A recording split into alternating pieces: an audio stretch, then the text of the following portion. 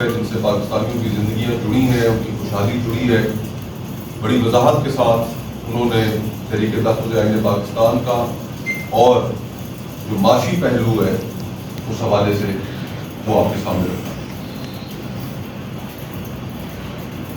میں اس ساری گفتگو میں جو زبیر بھائی کا آخری پوائنٹ تھا صرف اسی کو دہرا کر اپنی گفتگو ختم کروں گا۔ جب سے یہ معیشت کی اور ظاہری بات ہے بجٹ جب آتا ہے تو لوگ اپنے معاشی حالات کی وجہ سے اس کی طرف متوجہ ہوتے ہیں، سننا چاہتے ہیں، سمجھنا چاہتے ہیں کہ اس سے ان کی زندگیوں پر کیا اثر پڑے گا۔ اور میں متواتر ٹی وی ٹاک شوز ہوں، سیمینارز ہوں، پریس کانفرنسز ہوں، ان میں صرف ایک ہی نکتہ دہراتا چلا آتا ہوں لوگوں کی سمجھ کے لیے۔ حکومت کے اپنے اعداد و شمار کے مطابق اس سال 2,70,00,000 لوگ سطح غربت سے نیچے ہیں۔ ذرا ایک لمحے کے لیے توقف کیجیے، رک جائیے اور سوچئے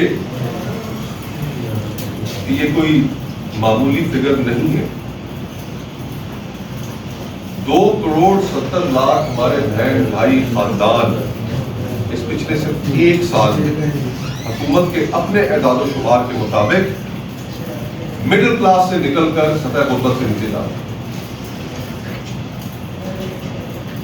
حکومت کے اعداد و شمار کے مطابق اب یہ فگر 7 کروڑ پر کھڑی ہے۔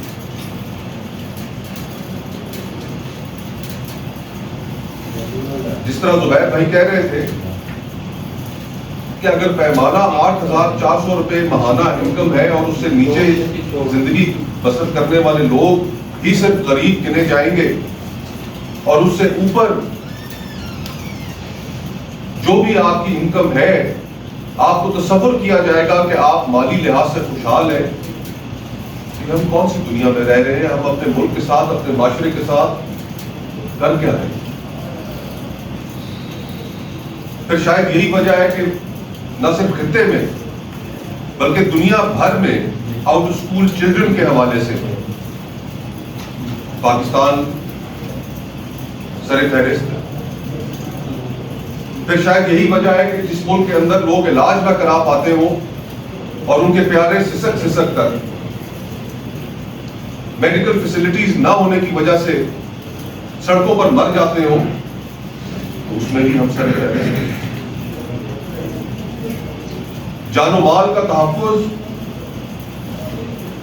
وہ ریاست پرووائڈ کرنے میں ناکام ہے۔ تو اس ساری صورتحال میں جہاں پر 3/4 کے قریب ملک غربت میں جا چکا ہو، آج 50,000 کمانے والا بھی، 1,00,000 کمانے والا بھی اپنے بچوں کی اسکول کی فیس، اپنے کچن کا خرچہ، اپنے گیس اور بجلی کے بل، دفتر آنے جانے کا خرچہ، خدا نہ کرے اس پر کوئی صحت کی مصیبت پڑ جائے، علاج کی ضرورت پیش آ جائے، وہ نہیں یہ کام کر سکتا۔ اس کے لیے ناممکن ہو چکی ہے یہ بات۔ اور حکومت سے آپ سنیں تو ملک ترقی کر رہا ہے اور ملک میں خوشحالی آ رہی ہے۔ یہ ہم کون سی دنیا میں بس رہے ہیں؟ پچھلے سال کا جو ٹیکس کا ٹارگٹ تھا وہ اس حکومت نے 14,000 ارب رکھا، صرف 13,000 حاصل کر پائے۔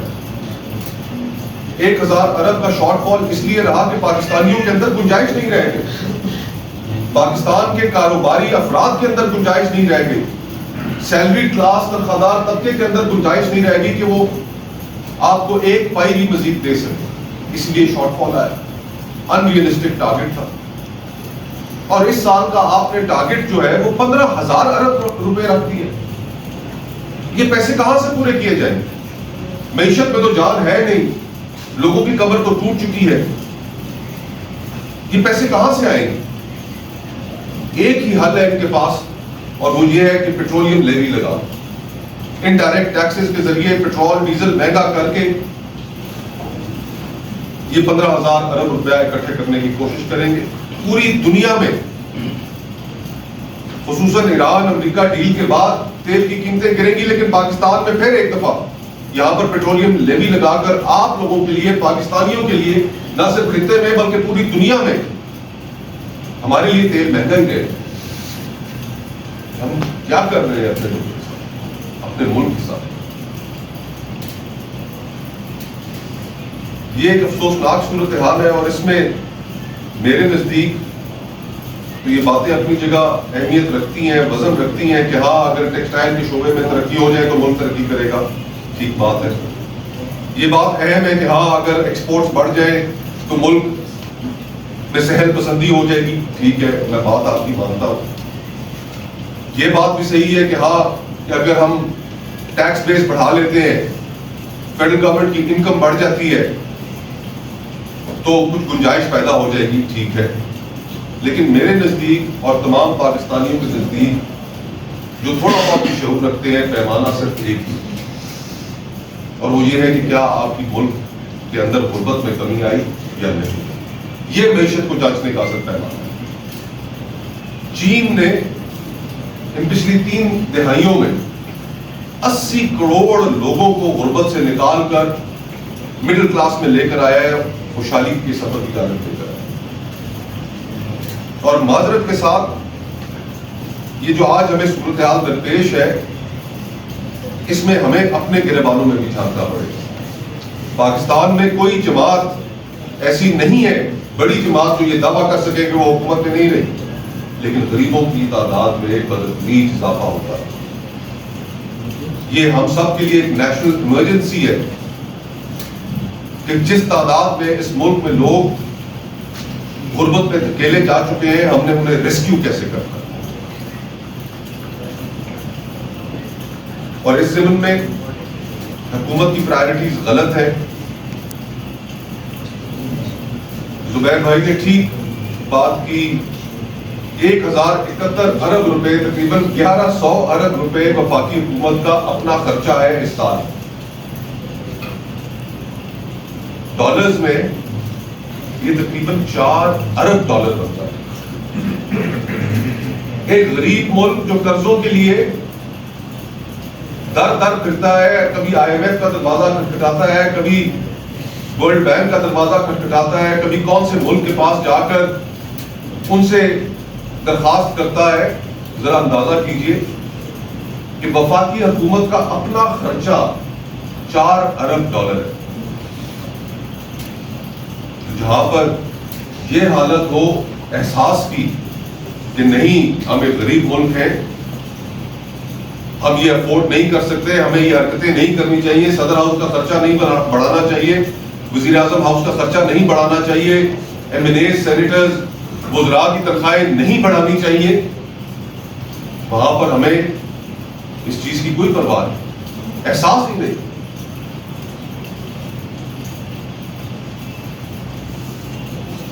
اب یہ ساری چیزیں جب حکومت کے اندر احساس لوگوں کو نظر نہیں آئے گا تو وہ ٹیکس کیوں دے؟ ٹیکس کے بدلے آپ کو ملتا کیا ہے؟ اور یہ لفظ ہمیں تو صرف معیشت کو سمجھنے والے لوگوں نے ایک ہی لفظ بتایا ہے، ٹیکس ٹیکس ٹیکس.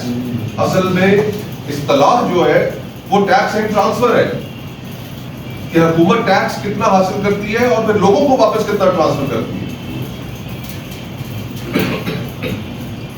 نہ آپ کے پاس صحت، نہ آپ کے پاس تعلیم، نہ آپ کے پاس امن و امان، نہ آپ کے پاس میونسپل سروسز، نہ گھروں میں پانی، نہ بجلی، مہنگی ترین میونسپل سروسز، اور پھر حکومت ٹیکس کا تقاضا بھی کرے تو یہ ڈسکنیکٹڈ حکومت ہے.